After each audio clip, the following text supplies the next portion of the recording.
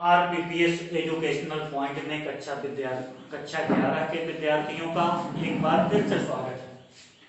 हम लोग पढ़ रहे हैं रसायन विज्ञान की मूल अवधारणाएं और इसकी चौथी वीडियो आज आप लोगों के सम्मुख जा रही है। इसमें हम लोग पढ़ेंगे मोल अवधारणा। मोल एक मात्रक है पदार्थ की मात्रा का। तो मोल किसे कहते हैं, सबसे पहले हम ये जान लें कि मोल क्या है। किसी पदार्थ के एक मोल या किसी पदार्थ का एक मोल उस पदार्थ की वह मात्रा है जिसमें कार्बन 12 के 12 ग्राम में उपस्थित परमाणुओं की संख्या के बराबर कण होते हैं। यानी किसी पदार्थ के एक मोल का मतलब ये होगा कि उतने परमाणु जितने कार्बन 12 के समस्थानिक के 12 ग्राम में परमाणु होते हैं। यानी कार्बन 12 के 12 ग्राम में उपस्थित परमाणुओं की संख्या बराबर एक मोल। कार्बन 12 के 12 ग्राम में उपस्थित कार्बन परमाणुओं की संख्या बराबर होता है एक मोल। और किसी पदार्थ में अगर उतने कण हैं तो वो एक मोल कहलाएगा। और अगर हम उसको निकालना चाहें तो वही कार्बन 12 से निकाल सकते हैं इसको। तो ये निकालने पे आता है एक मोल बराबर 6.022 गुणे 10 की घात 23 कण।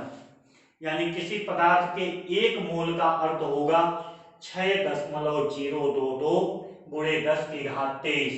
और इस संख्या को कहते हैं आवोगाद्रो संख्या। 6.022 गुणे 10 की घात 23 को हम आवोगाद्रो संख्या कहते हैं। आवोगाद्रो संख्या को Na से प्रदर्शित करते हैं। तो मोल की हम दूसरी भी परिभाषा इसी तरह से दे सकते हैं। हम बता सकते हैं कि किसी पदार्थ की वह मात्रा जिसमें उसके 6.022 गुणे 10 की घात 23 कण उपस्थित होते हैं एक मोल कहलाती है। किसी पदार्थ की वह मात्रा जिसमें उसके 6.02 गुणे 10 की घात 23 कण उपस्थित होते हैं एक मोल कहलाती है। यही मोल अवधारणा है।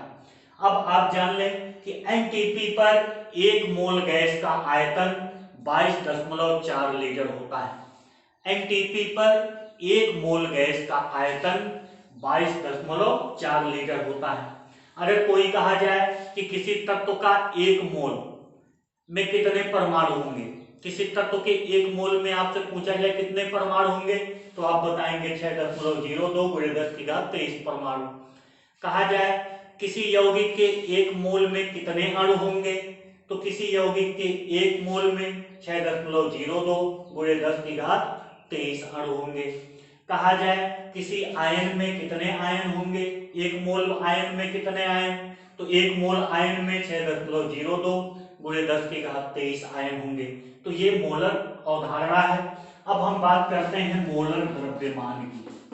मोलर द्रव्यमान जिसको आमतौर पर हम लोग अणुभार भी कहते हैं, इसको इस्माल यम से प्रदर्शित करते हैं। मोलर द्रव्यमान का मतलब जब किसी पदार्थ,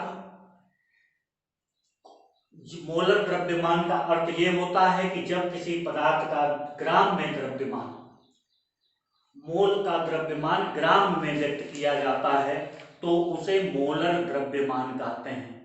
यानी किसी पदार्थ के एक मोल का ग्राम में व्यक्त द्रव्यमान, किसी पदार्थ के एक मोल का ग्राम में व्यक्त द्रव्यमान मोलर द्रव्यमान कहलाता है। जैसे कहा जाए H2O का मोलर द्रव्यमान, तो H का आपको परमाणु भार मालूम है, एक होता है तो दो ये हो जाएगा, और ऑक्सीजन का 16 होता है तो 16 में 2 जोड़ देंगे तो H2O का मोलर द्रव्यमान 18 ग्राम अणु होगा। 18 ग्राम अणु या 18 ग्राम, तो ये कहलाता है मोलर द्रव्यमान। यानी किसी पदार्थ के एक मोल का ग्राम में व्यक्त आयत द्रव्यमान, उसका मोलर द्रव्यमान। बात आती है मोलर आयतन की, तो किसी पदार्थ के एक मोल का आयतन, किसी पदार्थ के एक मोल का आयतन उसका मोलर आयतन कहलाता है। जैसे यहाँ पे लिखा है एनटीपी पर 1 मोल का आयतन, 1 मोल गैस का आयतन 22.4 लीटर होता है, तो ये मोलर आयतन है। अब एक चीज और, मोलों की संख्या।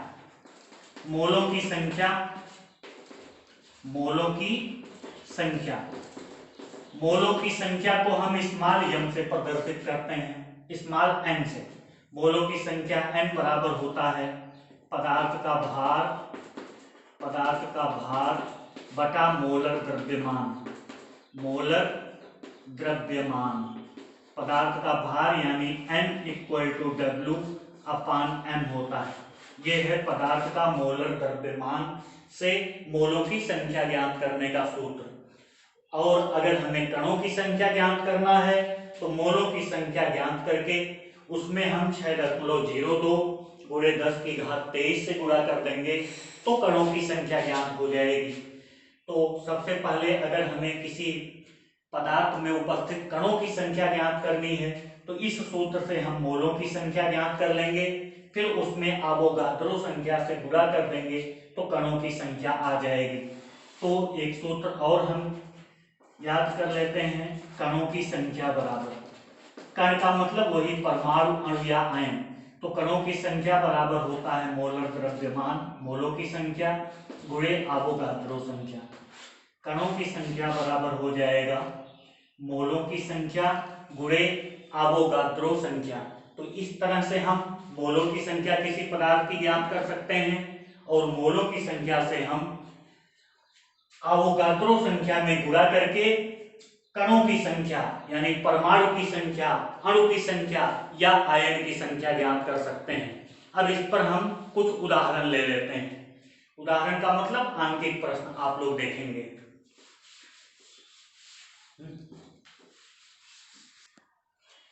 एक प्रश्न लेते हैं, हीलियम के 52 मोल में परमाणुओं की संख्या ज्ञात कीजिए। हमें दिया गया है हीलियम के मोलों की संख्या, हीलियम के मोलों की संख्या n बराबर दिया गया है 52।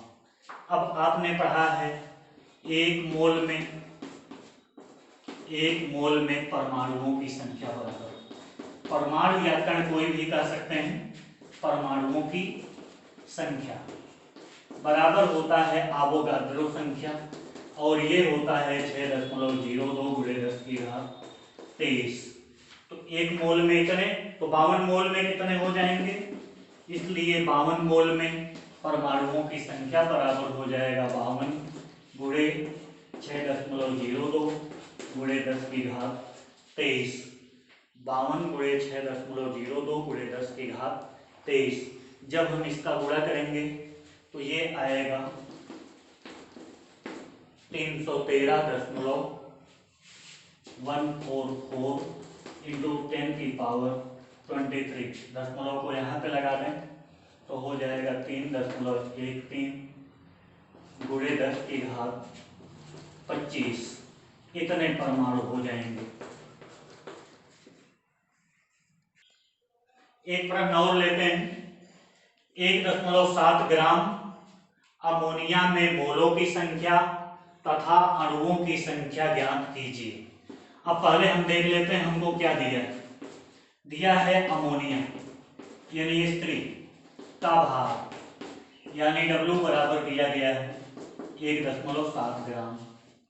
फिर Na3 का अणुभार निकाल लीजिए।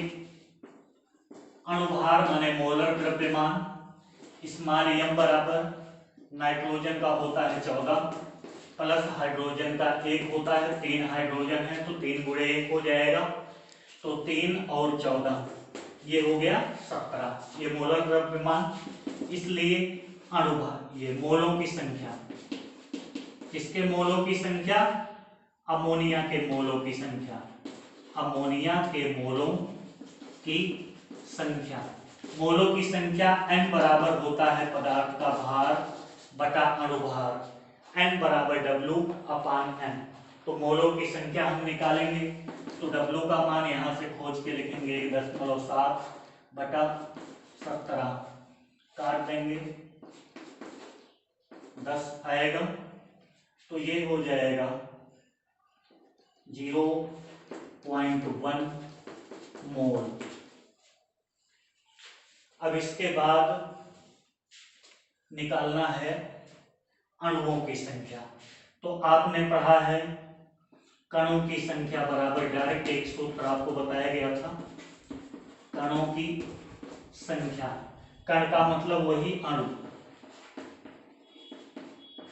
अणुओं या कणों की संख्या बराबर होता है मोलों की संख्या गुणे अवोगाद्रो संख्या।